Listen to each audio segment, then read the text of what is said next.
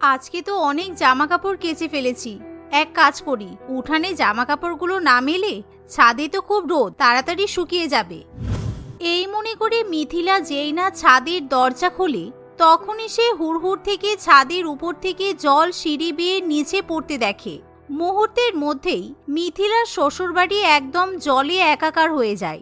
সেই জল মিথিলার শাশুড়ি, ননদ এবং শ্বশুরের মাথায় গিয়ে পড়ে, কিন্তু মিথিলা কিছুই বুঝে উঠতে পারে না। আরে ও বৌমা, কি করছো? এই তোর বৌদি মনে হয় ঠিক ওই ছাদের দরজাটা খুলেছে, বুঝলি? ওর মাথায় কোনো বুদ্ধি নেই, পুরো বাড়িটা জলে ভেসে গেল। এই দেখ, সোফাটাও জলে ভিজেছে। বৌমা, ও বৌমা, এখনই নিচে এসো। তোমাকে কে উপরে যেতে বলেছে? নতুন শ্বশুরবাড়িতে এসে আমি আগেই গন্ডগোল বাঁধিয়ে ফেলেছি। আমি তো কিছুই বুঝতে পারছি না, ছাদে এত জল এলো কোথা থেকে। কে জানে বাবা, তাড়াতাড়ি নিচে যাই। এই ভেবে মিথিলা তাড়াতাড়ি নিচে চলে যায়। এমন সময় মিথিলাকে তার শাশুড়ি মা প্রচন্ড বকাবকি করতে থাকে। ওফ মা, তুমি শুধু শুধু বৌদিকে বকছো। বৌদি হয়তো এই ব্যাপারে কিছুই জানে না। আসলে বৌদি আমাদের পুরো গ্রামটাই ছাদে জল জমিয়ে রাখে, যাতে বাড়িটা ঠান্ডা থাকে। আগে গরমের মধ্যে কেউই বাড়িতে ঠিকঠাক থাকতে পারতো না। তারপর আমরা বাড়ির সবাই মিলে ঠিক করলাম ছাদে জল জমিয়ে রাখা শুরু করব। তাই দেখে আমাদের গ্রামের সবাইও একই কাজ করে। কিন্তু এ আবার কেমন কথা? আমি তো প্রথমবার শুনছি। তোমাদের যদি এত গরম লাগে তাহলে বাড়িতে একটা এসি কিংবা কুলার কিনে নিলেই পারো। ছাদে জল জমিয়ে রাখার কি দরকার? তাছাড়া ছাদে এভাবে জল জমাতে থাকলে ছাদের মেঝেটা অনেক বেশি পিছল হয়ে যাবে, শ্যাওলা জমবে। শোনো, আমরা অত বাবুগিরি দেখাই না। আমাদের এটা গ্রাম। গ্রামের মানুষ প্রাকৃতিক উপায়ে ঠান্ডা করার ব্যবস্থা করি। এসি চালালে, কুলার চালালে তো কারেন্টের বিলও ভালো উঠবে, সেদিকে খেয়াল আছে? এমন কথা শুনে মিথিলা আর কিছু বলতে পারে না। কিন্তু অন্যদিকে সারা বাড়িতে জল ভর্তি হয়ে যায়। তাই মিথিলাকে আবার সমস্ত কিছু পরিষ্কার করতে হয়। দেখতে দেখতে এভাবে দু একদিন কেটে যায়। একদিন গ্রামবাসীরা সবাই মিলে শান্তিপ্রিয়া দেবীর কাছে এসে বলে, শান্তি দিদি, আজকে কিন্তু 3 কড়ির গাছ ভেঙে কারেন্টের তার ছিঁড়ে গেছে। তাই আজকে রাত্রিবেলা থেকে কিন্তু লোডশেডিং থাকবে। তোমরা সবাই অবশ্যই ছাদে গিয়ে শোবে। তা তোমার বৌমা কোথায়? তাকে তো দেখছি না। বেশ অনেক দিনই তো বিয়ে হয়েছে, ছাদেও তো উঠতে দেখি না।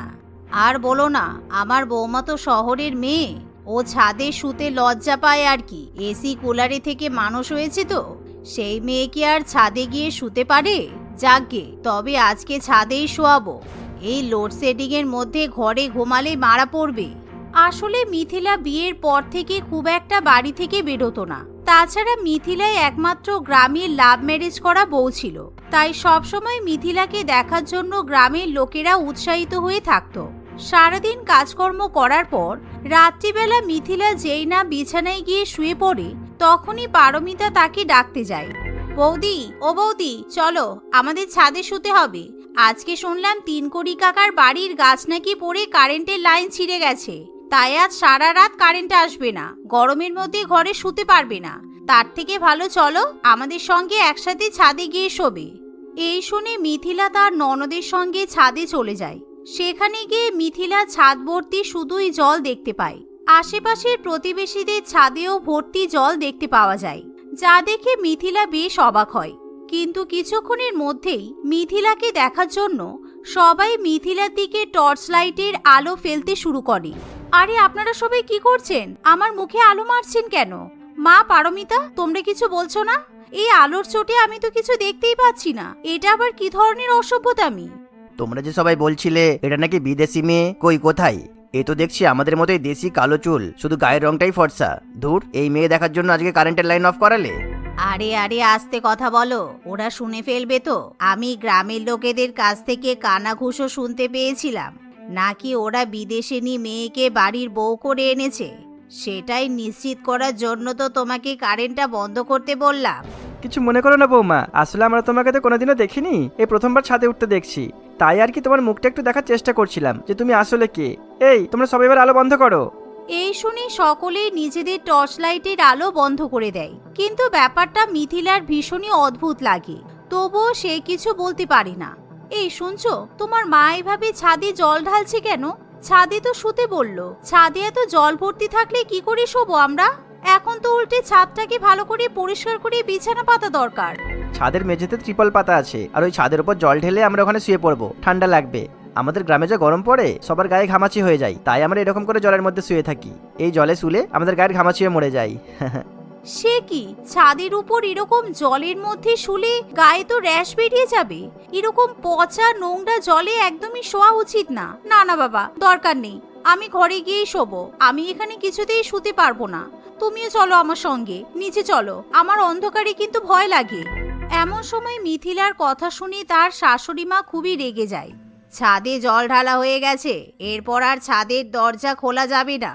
এখন তোমরা সেই সকালবেলায় ছাদ থেকে নিচে নামতে পারবে। চুপচাপ এখানে শুয়ে পড়ো। আর আনন্দ, বেশি বউয়ের কথায় উঠিস বসিস না, বুঝতে পেরেছিস? মায়ের কথা শুনে আনন্দ আর কিছু বলতে পারে না। সে চুপচাপ নিজের জায়গায় গিয়ে শুয়ে পড়ে। অগত্যা মিথিলাও কোনো উপায় দেখতে না পেয়ে জলের মধ্যে শুয়ে পড়ে। তবে তার চুল, জামাকাপড় সমস্ত কিছুই জলে ভিজে যায়। সেই জলের মধ্যে শুয়ে মিথিলার কিছুতেই ঘুম আসে না, বরং তার ঠান্ডা লেগে যায়।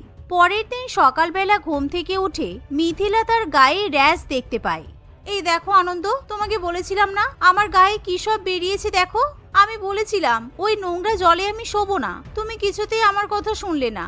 অ্যাটলিস্ট তুমি তো আমার সঙ্গে কালকে রাত্রিবেলা নিচে শুতে পারতে। মায়ের কথা অমান্য করার আমার সাধ্য নেই। অবশ্য তুমি এখানে নতুন এসেছো বলে তোমার এরকম মনে হচ্ছে।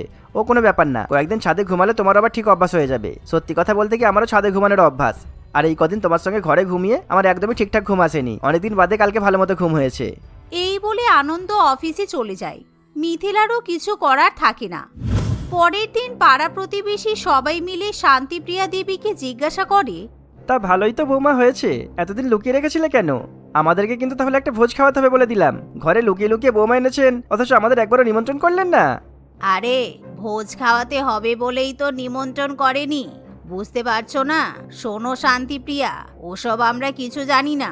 প্রত্যেকের বাড়িতে যখন বিয়ে থাওয়া হয় সবাই কিন্তু আমাদের ভোজ খাওয়ায়। তাই তোমার ছেলে যতই লাভ ম্যারেজ করে আনুক না কেন, তোমার কাছ থেকেও কিন্তু আমরা একটা ভোজ পাই। উফ, এরা তো আবার আমাকে ধরেছে। এখন যদি ভোজ খাওয়াতে যাই, ছানা কিংবা পনিরের দাম তো অনেক বেশি পড়ে যাবে। আমাদের গ্রামের লোকজন যা গেলে তাতে আমার অনেক টাকা খরচ হয়ে যাবে। না না, এদের যে করে হোক উপেক্ষা করতে হবে। এই ভেবে শান্তিপ্রিয়া দেবী বলে, আরে তোরা তো খুব ভালো করেই জানিস আমরা নিরামিষ খাই। আমরা আবার কি ভোজ খাওয়াবো বলতো? নিরামিষের মধ্যে কি খাওয়ানো যায়? মরণ, তুই যা কিপটা তা তো খুব ভালো করেই আমরা জানি। সবার বৌমাই অন্তত বাড়িতে কিছু না কিছু খাবার দিয়ে যায়, এটাই তো আমাদের নিয়ম। বিয়ের পর প্রত্যেক নতুন বৌমাকে গ্রামের সবাইকে নিজে হাতে করে কিছু রান্না বান্না করে খাওয়াতে হয়। তুই যদি কিছু রান্না বান্না না করে খাওয়াতে চাস, অন্তত বৌমাকে দিয়ে এক বালতি জল বাড়ি বাড়ি পাঠিয়ে দিস। তা বটে, যা গরম পড়েছে, বৌমা রান্না বান্না করতে হয়তো খুব অসুবিধা হবে। তার থেকে ভালো বৌমা যদি এক বালতি জল আমাদের বাড়ি পৌঁছে দেয়, এতে অন্তত গ্রামের নিয়মটা তো রক্ষা হবে। এমন কথা শুনে শান্তিপ্রিয়া দেবী আর না করতে পারে না। শোনো বৌমা, তুমি আজকে সবার বাড়ি বাড়ি এক বালতি জল দিয়ে আসবে। গ্রামের সবাই আমার কাছে ভোজ খেতে চেয়েছিল, কিন্তু আমাদের অত টাকা পয়সা নেই। তাই সবাই বলেছে এক বালতি করে জল দিলেও ওদের নাকি চলে যাবে। সে কি, আমি পুরো গ্রাম ঘুরে ঘুরে সবার বাড়িতে গিয়ে এক বালতি করে জল দিয়ে আসবো, তাও এই গরমের মধ্যে? ওরে বাবা, আমি এই কাজ করতে পারবো না। এই রোদের মধ্যে আমি যদি এক বালতি করে জল সবার বাড়িতে নিয়ে যাই, আমি তো মাথা ঘুরে পড়ে যাব। তাহলে বৌদি, তুমি একটা কাজ করো, তুমি না হয় বিকেলের দিকে জলটা দিয়ে এসো। গ্রামের লোকেরা যখন বলেছে তুমি জল না দিয়ে এলে আবার মাকে কথা শোনাবে। এমন কথা শুনে মিথিলার কিছু বলার থাকে না, কিন্তু মিথিলা ঠিক করে সে রাত্রিবেলা খাওয়া দাওয়া করার পরই সবার বাড়িতে গিয়ে জল দিয়ে আসবে। রাত্রিবেলা মিথিলা একটা পাউডার জলে মিশিয়ে সবার বাড়িতে গিয়ে জল দিয়ে আসে। সেই সময় গ্রামের সকলেই নিজেদের ছাদে জল ভর্তি করতে ব্যস্ত থাকে। মিথিলার বালতির জলটাও তারা ছাদের মধ্যেই ঢেলে দেয়। মিথিলা নিজের বাড়ির ছাদেও এক বালতি জল পৌঁছে দেয়। পারমিতা, আজকে কিন্তু আমি আর ছাদে শুতে পারবো না। আগের দিন ওই ছাদে জলে শুয়ে আমার গা হাত পা খুব চুলকাচ্ছিল, আমার সারা গায়ে কেমন দাগও হয়ে গেছে। আমি তো বলবো ওরকম নোংরা জলে তোমাদেরও শোয়া উচিত নয়, কারণ ছাদের মধ্যে অনেক নোংরা থাকে। অনেকক্ষণ জল জমে থাকলে সেখানে অনেক ব্যাকটেরিয়াও জন্মায়, তোমাদের তো নিউমোনিয়াও হতে পারে। আমরা তো ছাদে শুয়েই অভ্যস্ত, কোথায় আমাদের তো কখনো কিছু হয়নি। এই শুনে মিথিলার কিছু করার থাকে না, সে চুপচাপ নিচে নেমে যায়। অন্যদিকে রাত্রিবেলা সবাই যে যার মতো ছাদে জলের মধ্যে শুয়ে পড়ে, কিন্তু গ্রামের প্রত্যেকেরই হঠাৎ করে খুবই গা চুলকাতে শুরু করে। এ কি, আমাদের গায়ে তো চুলকাচ্ছে কেন? ওরে বাবারে, এ কি চুলকানি রোগ হলো? আমারও খুব মাথা চুলকাচ্ছে, গাও চুলকাচ্ছে। এটা কি হলো? এরকম তো আগে কখনো হতো না। ও মা, বৌদি তার মানে ঠিকই বলছিল, এরকম নোংরা জলে নাকি অনেক ব্যাকটেরিয়া জন্মায়। বৌদিরও এরকম গা চুলকে চুলকে গায়ে দাগ হয়ে গেছে, আমি দেখেছি। আমাদেরও এরকম নোংরা জলে শোয়া আর উচিত নয়। পারমিতার কথা গ্রামবাসীরা সবাই শুনতে পায়। তার কথা শুনে সবাই খুব ভয় পেয়ে যায়, কারণ তাদেরও প্রত্যেকেরই ভীষণ গুরুতরভাবে গা চুলকাতে থাকে। চুলকানি চোটে গ্রামবাসীরা সবাই ছাদ থেকে নেমে স্নান করতে চলে যায়। ভালো করে স্নান করার পর সবারই চুলকানি থেমে যায়, আর সেদিন তারা ঠিক করে তারা আর কোনোদিনও ছাদে এরকম জল জমিয়ে জলের মধ্যে শোবে না। থাক বাবা, আর ছাদে জল জমিয়ে শোয়ার দরকার নেই, শেষে চামড়াটাই নষ্ট হয়ে যাবে। শান্তিপ্রিয়া দেবীর মতো গ্রামের বাকি ব্যক্তিরাও একই কথা ঠিক করে। আসলে মিথিলা প্রত্যেকটা গ্রামবাসীর বালতির জলের মধ্যে চুলকানির পাউডার মিশিয়ে দেয়, আর সেই সঙ্গে নিজেদের ছাদের জলেও চুলকানির পাউডার মিশিয়ে দেয়, যার ফলে গ্রামবাসীর এরকম অবস্থা হয়। তবে সেদিনের পর থেকে কেউ আর ছাদে জল জমিয়ে শোয় না, যা দেখে মিথিলা খুবই খুশি হয়। এখন মিথিলার পরিবার সহ গ্রামবাসীরা প্রত্যেকেই নিজের নিজের ঘরের মধ্যেই ঘুমায়। সোনপুর গ্রামে মৌতুলি তার বর মোহনের সঙ্গে বাস করত। মোহন তাদের গ্রামের বাজারে চানা চাট মশলা বিক্রি করত। তার চানা চাট মশলার টেস্ট খুবই সুস্বাদু হওয়ায় গ্রামের সকলেই তার কাছ থেকে চানা চাট মশলা কিনে খেত। মোহনের চানা চাট মশলা সুস্বাদু হওয়ার পেছনে একটি কারণ ছিল। তার বউ মৌতুলি চানা চাট মশলা তৈরির জন্য একটা স্পেশাল ধরনের মশলা তৈরি করত, যেটা সকলের কাছে অজানা এবং রহস্যময় ছিল। মোহনের চানা চাট মশলার দাম ছিল মাত্র 10 টাকা। প্রত্যেক দিন বিকেলবেলা তাদের দোকানে অনেক লোকজনে ভিড় করে চানা চাট মশলা খেত। মোহন একা একা অত লোকের ভিড় সামলাতে পারত না বলে মৌতুলি ও মোহনকে চানা চাট মশলা বিক্রিতে সাহায্য করত। একদিন, আমাকে আরো 1 প্লেট চানা চাট মশলা দাও তো, 1 প্লেট খেয়ে মন ভরল না। এত সুস্বাদু চানা চাট যতই খাই না কেন, খেতে আরো ইচ্ছা করে। দিচ্ছি দিদি, একটু দাঁড়াও। মোহন, আরো কয়েকটা প্লেট লাগাও তাড়াতাড়ি। এই নাও দিদি, ধরো। সত্যি তুমি যে কি করে এত ভালো চানা চাট তৈরি করো! আমি বাড়িতে কতবার চানা চাট মশলা তৈরি করার চেষ্টা করেছি, কিন্তু তোমার মতো কোনোদিনই হয়নি। কি যে এমন জাদু আছে বৌদি তোমার হাতে, উপরওয়ালাই জানে। জাদু বৌদির হাতে নয়, জাদু বৌদির মশলাতে আছে। আমি যতদূর জানি চানা চাট তৈরির মশলা বৌদি স্পেশাল ভাবে নিজের হাতে তৈরি করে। কি বৌদি, ঠিক বললাম তো? হ্যাঁ দাদা, আমি নিজেই মশলা তৈরি করি। হ্যাঁ, আমি জানি। আচ্ছা বৌদি, মশলাটা কিভাবে তৈরি করো সেটা কি একবার বলা যাবে? আমিও বাড়িতে তাহলে বানিয়ে খেতাম আর কি। চিন্তা নেই, আমি তোমাদের দেখে চানা চাট মশলার দোকান খুলবো না। মশলা বানানো আমি আমার ঠাকুমার কাছ থেকে শিখেছিলাম, আসলে কিছুই না, ওই তো। আরে আরে, এ কি করছো মৌতুলি? সব কথা সবাইকে বলতে নেই। ক্ষমা করবেন রামচন্দ্র দাদা, আমাদের এই মশলা তৈরিটা একটা সিক্রেট, এটা আমরা কাউকেই বলতে পারবো না। মাত্র 10 টাকায় চানা চাট পেয়ে যাচ্ছেন, আবার শুধু শুধু এত টাকা খরচ করে বাড়িতে বানাতে যাবেন কেন বলুন তো? না না, আমি তো জাস্ট এমনিই কৌতূহল বশত জিজ্ঞাসা করলাম, কিছু মনে করবেন না যেন। বৌদি, তুমিও কিছু মনে করো না। আরে নাও টাকা। টাকা দিয়ে রামচন্দ্র সেখান থেকে চলে যায়। তাদের দোকান কিছুটা ফাঁকা হলে মোহন মৌতুলিকে বলে, তুমি সত্যিই খুব বোকা মৌতুলি। ওই রামচন্দ্রকে চেনো না? ও খুব ভণ্ড লোক একটা। লোকের পেটে লাথি মারতে ওর খুব ভালো লাগে, তুমি তো জানোই। আমি কি করলাম? আমি তো শুধু... আচ্ছা ঠিক আছে, শুধু রামচন্দ্র নয়, আমাদের মশলা তৈরির পদ্ধতিটা কাউকেই কোনোদিনও কিছু জানাবে না। এই গ্রামে এরকম মশলা তুমি ছাড়া আর কেউ বানাতে পারে না। আমরা মরে যাওয়ার আগে আমাদের ছেলে মেয়েকে শিখিয়ে যাব, ওটাই হবে ওর বাবা মায়ের সম্পত্তি। বুঝেছো? বেশ কয়েকদিন কেটে যায়। দিনের পর দিন তাদের চানা চাট মশলার বিক্রি বেড়েই চলেছিল। একদিন, মৌতুলি, আমি একটু বাজারে যাচ্ছি, প্রয়োজনীয় কিছু জিনিস কিনে আনতে হবে।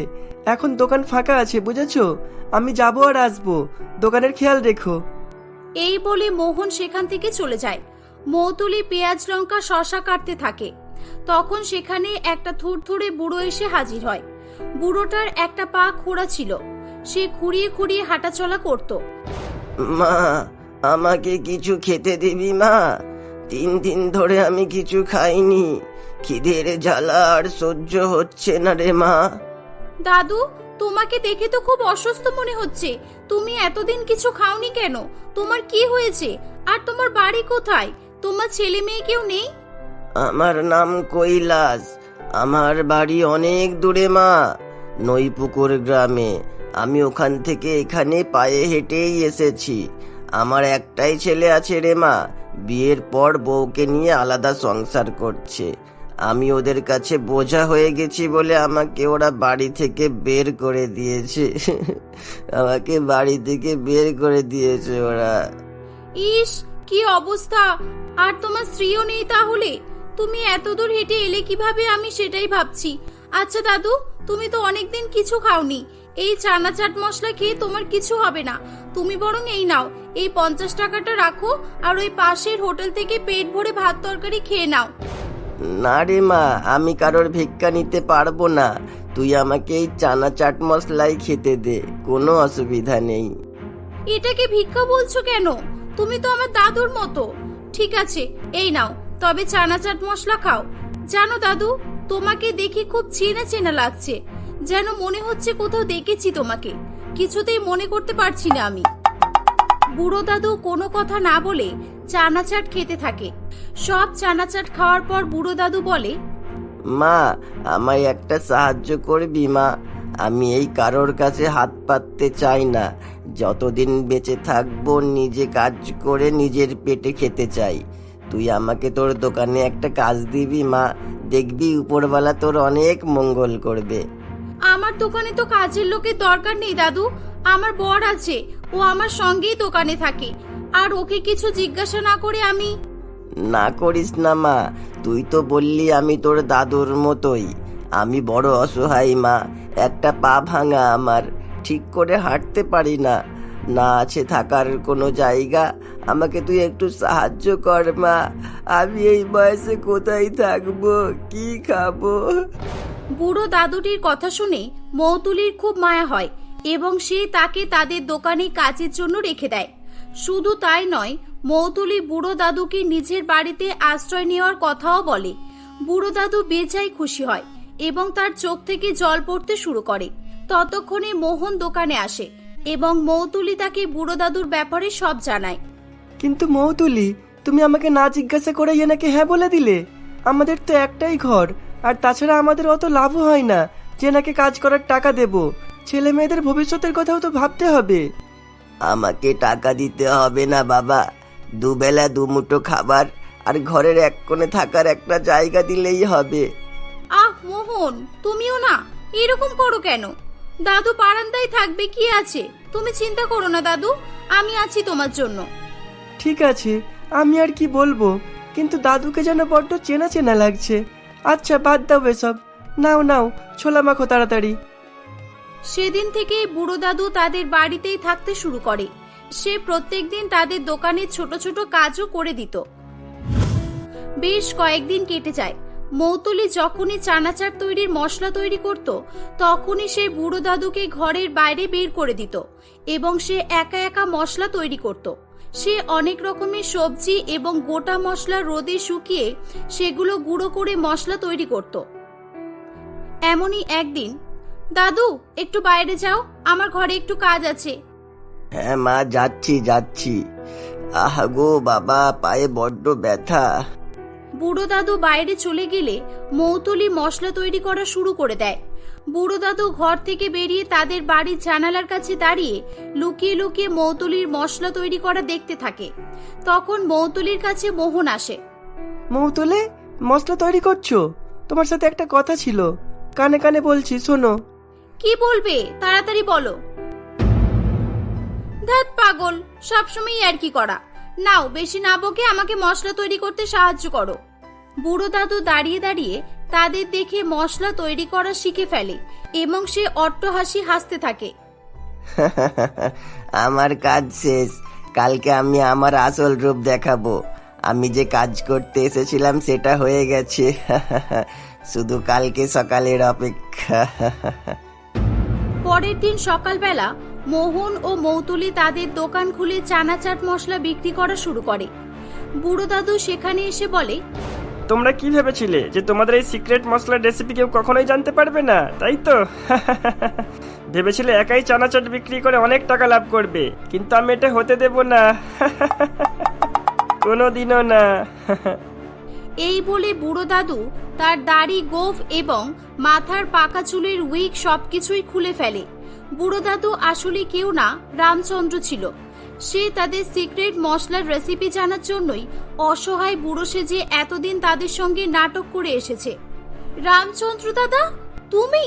তাই জন্য আমাদের বারবার মনে হতো যে তোমাকে আমরা কোথাও দেখেছি। ছি, তুমি আমাদের সঙ্গে এমন করতে পারলে?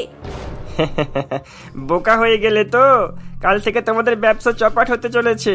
আমি তোমাদের দোকানের সামনেই চানা চাট মশলার দোকান লাগাবো। আর তোমরা 10 টাকার প্লেট চানা চাট মশলা বিক্রি করো তো, আমি মাত্র 5 টাকা প্লেটে বিক্রি করব। তোমাদের একদম শেষ করে দেব, বুঝেছো? এই বলে রামচন্দ্র পরের দিন থেকেই চানা চাট মশলার ঠেলা গাড়ি লাগিয়ে 5 টাকা প্লেট চানা চাট মশলা বিক্রি করতে শুরু করে। এত কম দাম শুনে সবাই রামচন্দ্রের কাছে এসে ভিড় করে। এই নাও, খাও সবাই।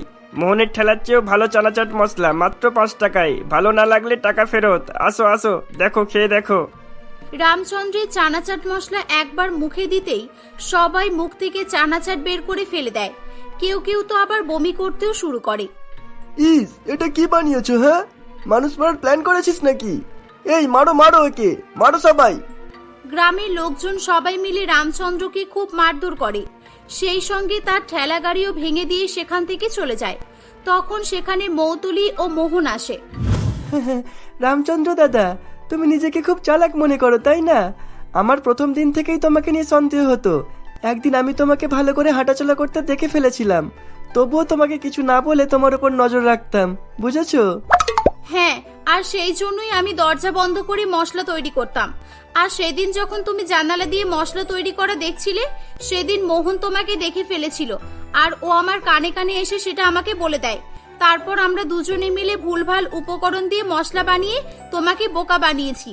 তাহলে এবার বুঝলে তো, অন্য কাউকে ঠকালে নিজের কত বড় ক্ষতি হয়। আমার ভুল হয়ে গেছে, আমাকে ক্ষমা করো তোমরা। পা ভেঙে যাওয়ার নাটক করতে গিয়ে লোকে মেরে আমার সত্যি পা খোঁড়া করে দিল গো। কি ব্যথা। হ্যাঁ, একেই বলে যেমন কর্ম তেমন ফল।